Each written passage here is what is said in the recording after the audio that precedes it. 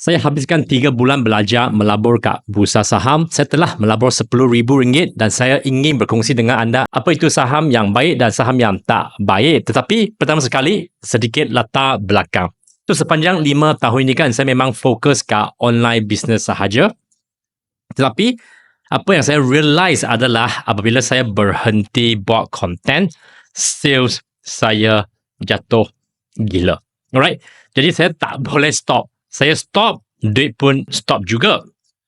Jadi saya pun fikirlah kan, mesti ada cara yang lagi baik, lagi bagus untuk generate duit. Tanpa saya hari-hari buat content, duit pun akan masuk. Tanpa saya buat calling, duit pun masuk. Tanpa saya buat live, duit pun masuk. Tanpa saya thumbprint, pergi office, duit pun masuk. Okay, saya tidur pun duit masuk. Alright. So saya pun mula buat research kan apakah cara old money generate duit. Okay. Jawapan adalah investment dan juga investment. So investment di property, business ataupun kat saham. Inilah antara 3 most popular cara old money jana berjuta USD. Alright, so property perlu modal yang besar. Business juga perlu duit yang besar juga. Jadi balance saham je. Okay, so saham kita boleh mula dengan RM100, RM1,000, RM10, RM100,000 bergantung kepada budget saya.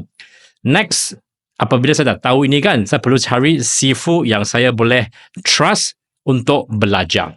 Alright, so I dah buat banyak research dan inilah finding saya.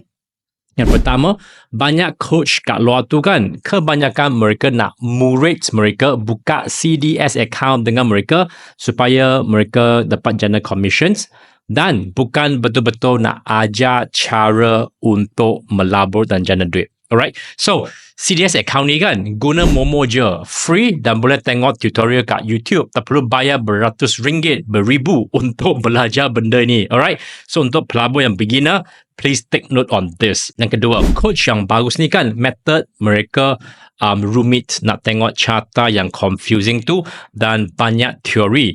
Alright, so memang bagus dapat belajar dengan coach ini, tapi memang saya nak something that is lagi senang untuk faham. Sekarang dah zaman teknologi kan, mesti ada software ataupun tool yang dapat mempermudahkan semua proses ini. Kan? Yang ketiga, semua coach yang saya tahu ni kan tidak ada aplikasi ataupun software yang boleh permudahkan cara melabur. Jadi selepas research kan, sifu yang saya belajar sekarang adalah dengan Tuan Helmi daripada Grand Pine. So mereka ada training program GROW yang cukup santai, dapat screen saham-saham yang berpotensi dan aplikasi yang saya boleh guna untuk screen saham-saham yang potensi undervalue ke overvalue dengan beberapa step sahaja. So saya tak perlu tengok carta yang rumit dan juga baca financial reports yang beratus muka surat itu. So jika anda juga ingin sertai kami, pergi sajalah ke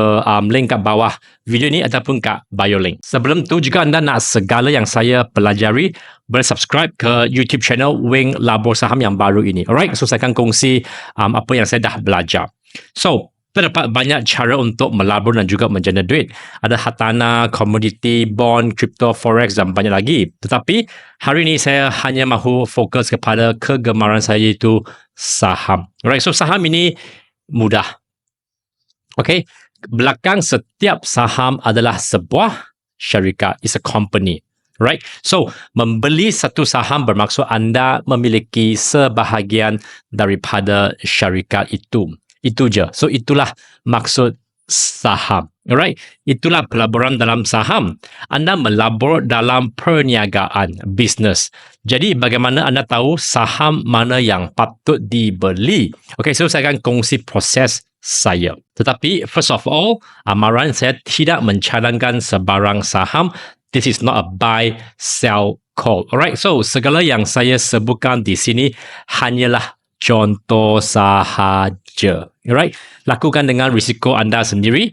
Jom kita mula. Jadi terdapat lebih kurang 1,000 saham di bursa, and as of October 2024, 530 out of 961 company listed on Bursa Malaysia are Syariah compliance. Alright. So, secara peribadi kan, saya hanya membeli saham di Malaysia kerana ia tidak perlu modal yang besar seperti beli seperti kat stok US dan turun naik pun tak berapa agresif seperti US stock market.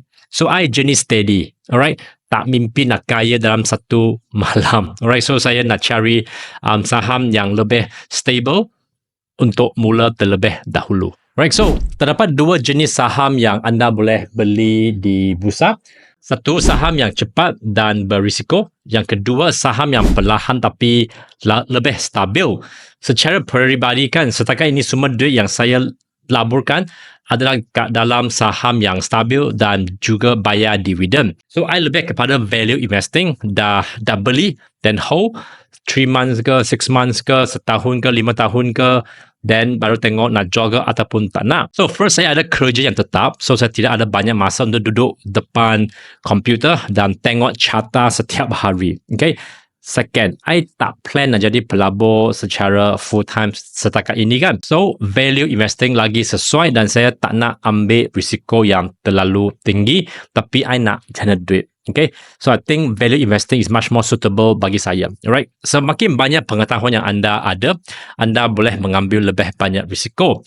Ataupun ia bergantung kepada apakah maklumat anda. Okay, so sekarang sebelum saya beli saham kan, saya mempunyai 4 peraturan yang simple. Yang pertama, of course, saya melabur dalam syarikat yang saya guna secara peribadi dan juga ada bayar dividen juga. So, seperti like Maybank yang saya guna setiap hari. Yang kedua, saya melabur dalam syarikat yang sedang undervalue sahaja. Dan net profit terkini syarikat itu adalah lebih tinggi daripada 3 atau 4 suku tahunan. Okay? Yang ketiga, saya melabur dalam syarikat yang ada liquidity. Alright. Yang keempat, I cuma akan beli saham itu masa window opportunity. So, macam mana tengok window opportunity kat dalam aplikasi Value Farm ni kan? Yang biru ini macam awan, inilah window opportunities. Right. So, kadang-kadang saya berjaya nak dapat jana keuntungan. Kadang-kadang saya salah dan hilang duit juga. Tapi bagi saya is still okay kerana I memang tengok long term dan bukan day trade. Okay. Warren Buffett pernah berkata, if you aren't willing to own a stock for 10 years, don't even think about owning it for 10 minutes. Right?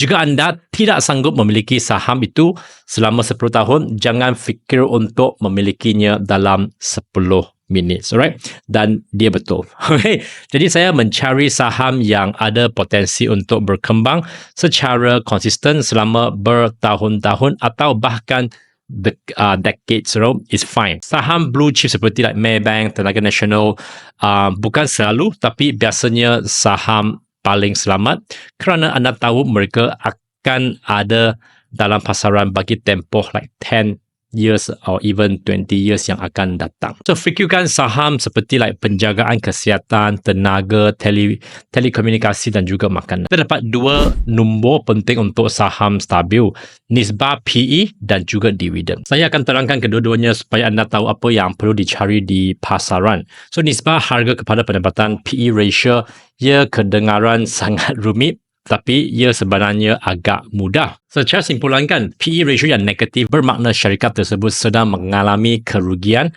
manakala PE ratio yang tinggi berbanding syarikat yang berada dalam industri yang sama menunjukkan bahawa syarikat berkenaan dijangka untuk berkembang pada masa akan datang. Namun begitu, PE ratio yang tinggi juga boleh membawa maksud harga saham tersebut berada dalam keadaan overvalue, di mana kita nak avoid ataupun jika kita dah pernah beli saham tu, then korang boleh consider nak jual ke ataupun nak hold lagi. Dan PE ratio ni korang boleh dapat kat Google saja. Okay, just Google PE ratio Maybank, PE ratio Harta Lega. Okay, semua ada di Google. Perkara yang kedua yang saya cari ialah dividen. So, adakah anda tahu saham perlahan dan stabil berkongsi peratusan keuntungan mereka setiap tahun dengan pemegang saham? So, jika anda melabur, for example, like RM1,000 dalam syarikat dengan dividen 3%, ini bermakna syarikat itu akan membayar anda RM30 setiap tahun. Okay? Itu tambahan kepada keuntungan yang anda peroleh jika harga saham naik. Jadi anda bukan hanya dapat jana duit apabila harga saham tu naik, tetapi anda juga dapat jana RM30 daripada dividen. Dan sekarang untuk tips yang paling penting dalam pelaburan saham. Dan saya harap anda beri 100% perhatian. Okay? So apabila membeli saham kan, jangan berlebihan. Okay? Relax dulu. Semakin banyak anda beli dan jual, semakin tinggi risiko anda kehilangan wang. Warren Buffett pernah berkata, money is like a bar of soap. The more you touch it, the less you will have. Okay? Wang anda seperti sabun. Semakin banyak anda memegangnya, semakin banyak anda kehilangannya. So, pelaburan jangka panjang sepatutnya mudah dan jelas, hanya beli dan simpan. Alright? Melaburlah dengan bijak dan juga selamat. Okay? Selamat melabur. Jika ada apa-apa soalan, boleh komen je kat bawah video ini. Bye-bye.